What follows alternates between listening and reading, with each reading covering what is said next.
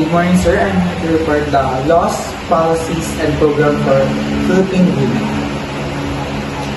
Learning outcomes. At the end of this chapter, the student should be able to name Philippine law that protect and empower women, explain the importance of policies that protect and empower women, and state the aims of this policy for women and for society as well.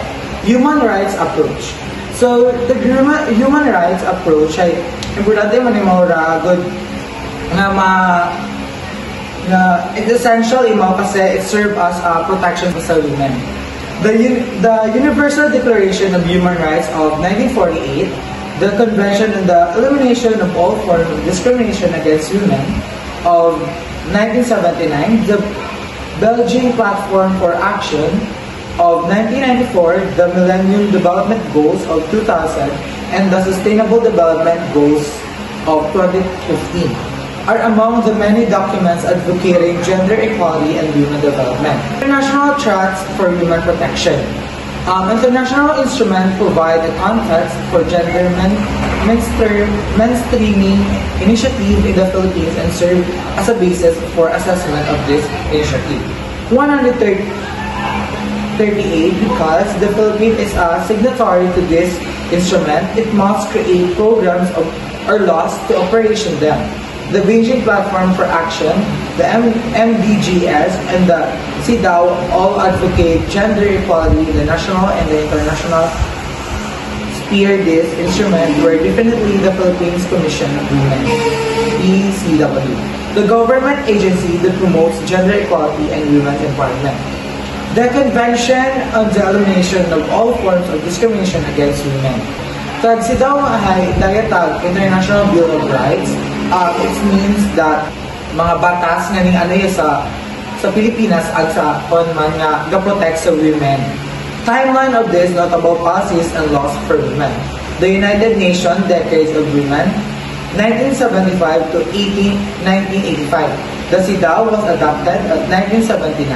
The General Assembly Resolution on the Domestic Violence was adopted 1985. The Convention of Rights of Children was adopted around 1989. The International Conference on Population and Development was initiated at 1994. The Beijing Platform Action, 1995. The United Nations International Day for Elimination of Violence Against Women. Unite to End Violence Against Women. 58 Commission on the Status of Women. So mapansin natin di karon nga batas imawgid para sa mga women. CEDAW defines discrimination as any distinction, inclusion of restriction made on the basis of sex which has the effect or purpose of impairing or recognition, enjoyment, or exercise by women. So, now, dapat yung sa country nga ga-adapt CEDAW ay na commit gid imaw nga masugpo discrimination sa women.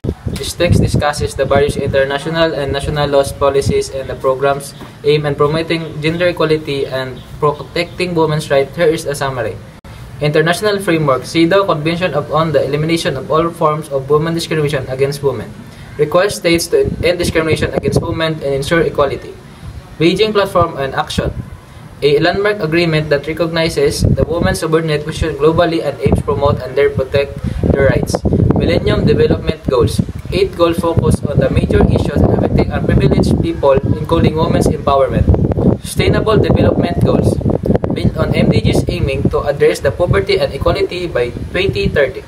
Philippine Specific Law and Policy. 1987. Constitution declares equality of women and men before the law. Republic Act 7192, Women Development and Nation Building Act, mandates women's rights and participation in nation building. Executive Order Number 348 created the Philippine Development Plan for Women PTVW. Philippine Plan or Gender Responsive Development implements the PW prioritizing gender mainstreaming, harmonized gender and development. Guidelines published in 2010 providing the guidelines for gender mainstreaming.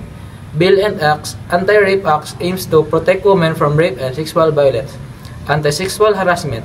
Bill 62 prevent and address sexual harassment.